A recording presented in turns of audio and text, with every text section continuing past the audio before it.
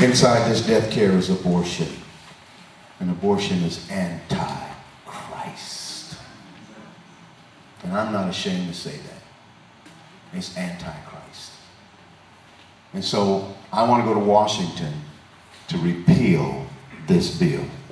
I want to go in and repeal. I didn't say replace, I said repeal. We need to repeal it. And the speaker, Sister Lopez, I think that's her name, said it right, that we don't have to appropriate funds for it. That's the best way to kill it. All right? However, may I issue you a warning that was given by Thomas Sowell. Many of you know who Thomas Sowell is. Thomas Sowell says something that caught my attention. I think it's a warning that we need to pay attention to. He says this: they say in politics, overnight is a lifetime. Just last month, it was said that the election of Scott Brown to the Senate from Massachusetts doomed the health care bill. However, the same people who said that are saying now that the passing of the health care bill will doom this administration and the Democrats' control of Congress. And then he says it ain't necessarily so. It ain't necessarily so. Some of you know that song. It ain't necessarily so. It ain't necessarily so. What is Thomas saying?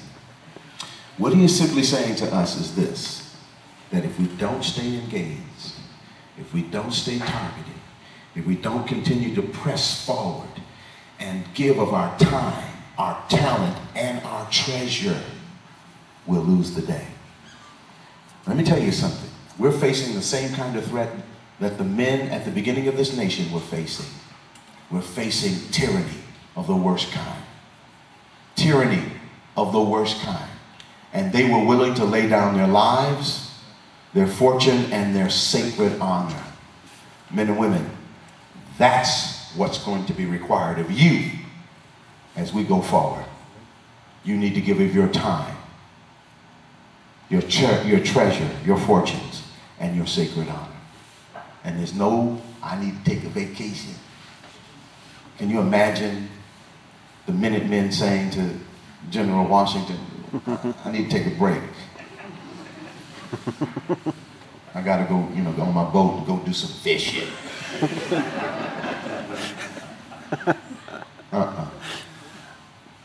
Some of you know what I'm talking about, and you sense it. You sense it. This is serious business. Now I want to give a warning to the Tea Party. I love the Tea Party, but I'm a little concerned about the Tea Party. Tea Party is being careful. Tea Party is being politically correct.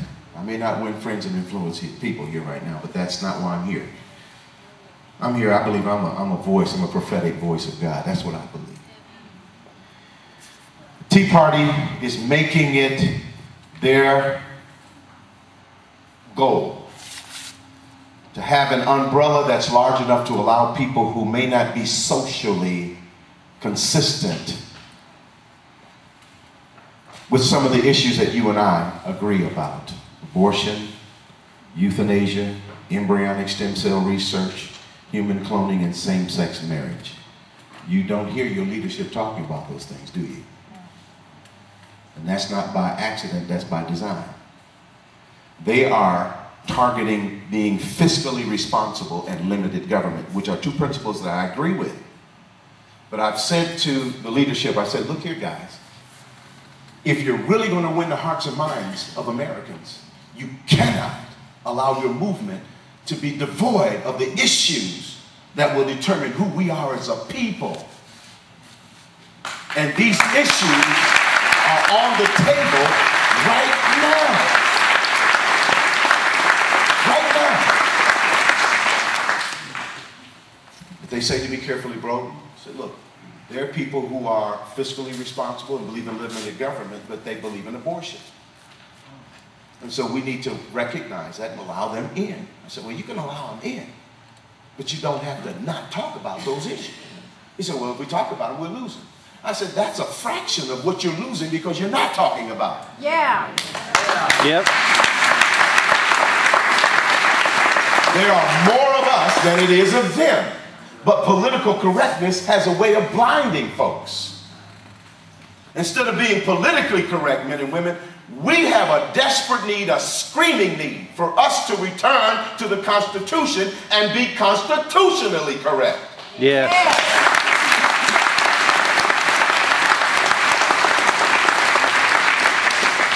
So I want to remind them, listen, this nation is under great threat. And those who are on the left are willing to concede limited government and reduction of taxes if in fact they can win the day in the moral arena. Let me share with you a thought. How much time do I have, by the way? Forever. All night. Amen. Don't mess with me, I'm a preacher now. From a black church. Amen. We can preach all night. Let me tell you something. I want to share this thought with you. It says, in the Alinsky model of organizing, pay attention, is a euphemism for revolution, a wholesale revolution whose ultimate objective is the systematic acquisition of power by a purportedly oppressed segment of the population, and the radical transformation of America's social and economic structure. This is the Alinsky model. The goal is foment enough public discontent, moral confusion, you see that? That's right there in their strategy. Foment enough public dissent or discontent and moral confusion and outright class struggle to cause a spark of social upheaval that Marx, Engels, and Lenin predicted. A revolution whose foot soldiers view the status quo as fatally flawed and wholly unworthy of salvation. I'm not going to let these executive or men take these big salaries anymore. I'm not going to stand by and let that happen. Remember him saying that? In other words, that's flawed. Unworthy of salvation. Thus, the theory goes, the people will settle for nothing less than the status quo, complete collapse, to be followed by the erection of an entirely new system upon its ruin. Towards that end, they will be apt to follow the lead of a charismatic, radical organizer who projects an aura of confidence and vision and who profess to clearly understand what type of societal changes are needed. Does that sound familiar? Yeah. That's what is happening to us right now. They're not looking to rescue this republic. They're looking to change it. And change for them means kicking the old out and bringing something new in. How are they going to do it? They do it through what I call the chaos theory. I read a science fiction book many years ago called Jurassic Park. How many remember Jurassic Park?